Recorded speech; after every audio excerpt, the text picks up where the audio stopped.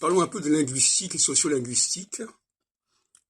Le féminin et le masculin, en français notamment. Le masculin exige une agilité de la parole, de la formulation des lettres et des sons, qui n'est pas nécessité pour le féminin. Ça va peut-être vous surprendre. Je vais prendre deux exemples. Humain et humaine, plein et pleine. Eh bien, pour prononcer le 1, il faut beaucoup plus de concentration que pour prononcer le N. D'ailleurs, la plupart des étrangers peuvent prononcer pleine, ils ne peuvent pas prononcer plein. Ils n'ont pas appris comment on prononçait. Un cas encore plus amusant, c'est le et la. Parce qu'en réalité, il ne faut pas dire le et la, il faut dire elle et la. Parce qu'on ne doit pas dire le monde, on doit dire le monde.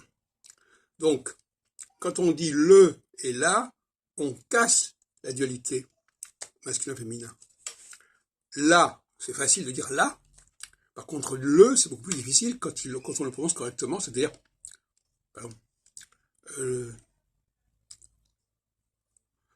c'est à le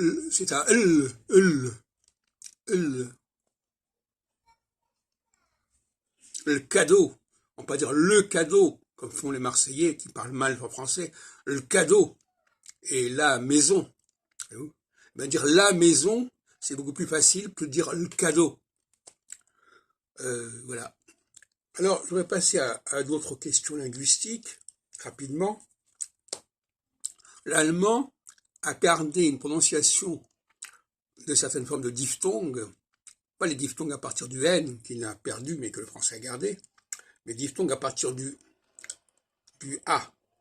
Enfin, les diphtongues en AU, en EU, par exemple. Par exemple, Freud, par exemple, il faut dire Freud. Et Freud, c'est là. Donc, le EI doit se prononcer OI. Et le AU doit se prononcer AU.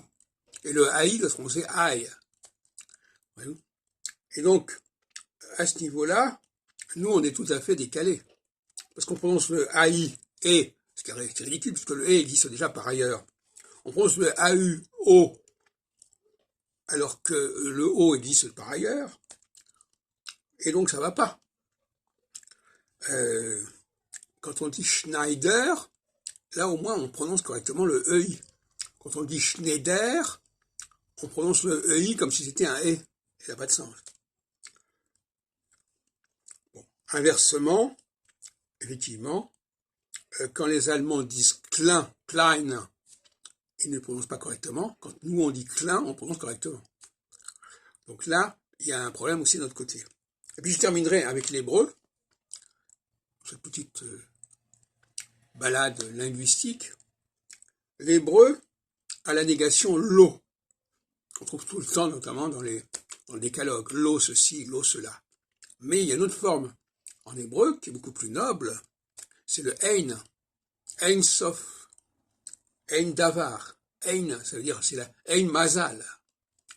Et le ein, qu'on utilise aussi en hébreu pour dire eineni rotse, au lieu de dire anulo rotse, eineni rotse, eh bien ce ein, il est quand même un reliquat d'une forme en n, hein, qui a quasiment disparu en hébreu, mais qui reste dans cette expression négative, qui est souvent remplacée d'ailleurs par le lo, qu'on retrouve avec l'arabe, et le ein, c'est probablement le reliquat d'une forme d'hébreu qui s'est probablement évanouie progressivement avec le temps.